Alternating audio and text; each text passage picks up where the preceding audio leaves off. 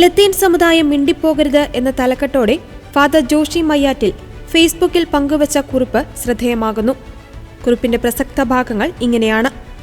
സമുദായങ്ങളെ പരിഗണിക്കുന്ന ഭരണഘടനയാണ് നമുക്കുള്ളത്. അത് ജാതിയുടെ അടിസ്ഥാനത്തിലാണ്. പിന്നോക്ക വിഭാഗങ്ങളെ സംരക്ഷിക്കുവാനുള്ള ജാഗ്രതയുടെ ഭാഗമാണത്.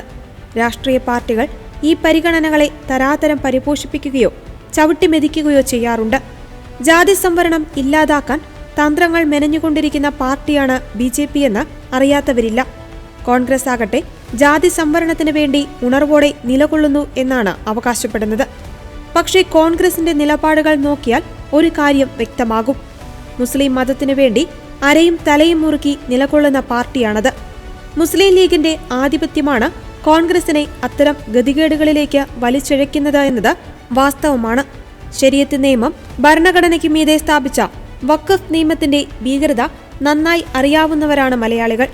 കേരളത്തിലെ സംവരണ ലിസ്റ്റ് എടുത്തു നോക്കിയാലും സമാനമായ ഭരണഘടനാ വിരുദ്ധത വ്യക്തമാകും. എല്ലാ മുസ്ലിങ്ങൾക്കും ഇവിടെ സംവരണാനുകൂല്യങ്ങൾ ലഭിക്കുന്നു.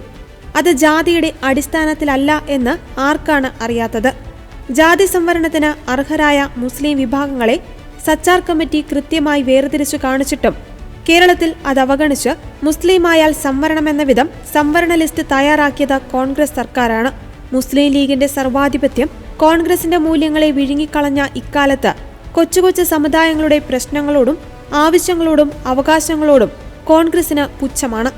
ലത്തീൻ സമുദായത്തിന് ആൾബലമുള്ള ഏകയിടമാണ് കൊച്ചി, എറണാകുളം പ്രദേശങ്ങൾ. അവിടുത്തെ കാര്യങ്ങളിൽ പോലും സമുദായ ഡിമാൻഡ് പബ്ലിക്കായി പറയുവാൻ ലത്തീൻ സഭയ്ക്ക് കോൺഗ്രസ് അനുവാദം തന്നിട്ടില്ലെന്ന് ലത്തീൻ സഭാ വക്താവ് ജോസഫ് ജൂഡിന് മനസ്സിലായിട്ടില്ല. ജാതി അവകാശം പബ്ലിക്കായി നടത്താൻ ഇവിടെ വെള്ളാപ്പള്ളിക്കും സുകുമാരൻ നായർക്കുമേ അവകാശമുള്ളൂ. പിന്നെ ഒരാൾക്ക് എല്ലാ അവകാശങ്ങളുമുണ്ട്. അത് തങ്ങളാണ്. തങ്ങൾ ജാതി പറയില്ല, മതമേ പറയൂ. മുസ്ലിങ്ങൾക്ക് വേണ്ടി തങ്ങളോ തങ്ങളുടെ സിൽബന്ദികളോ എന്തു ചോദിച്ചാലും പബ്ലിക്കായാലും പ്രൈവറ്റായാലും കോൺഗ്രസിന് പെരുത്ത് സന്തോഷമേയുള്ളൂ. അത് 6ാം മന്ത്രിയായാലും ഓക്കെ എന്ന വാക്കുകളോടെയാണ് ഫാദർ ജോഷി മയ്യാറ്റിൽ ഫേസ്ബുക്ക് കുറിപ്പ് അവസാനിപ്പിക്കുന്നത്.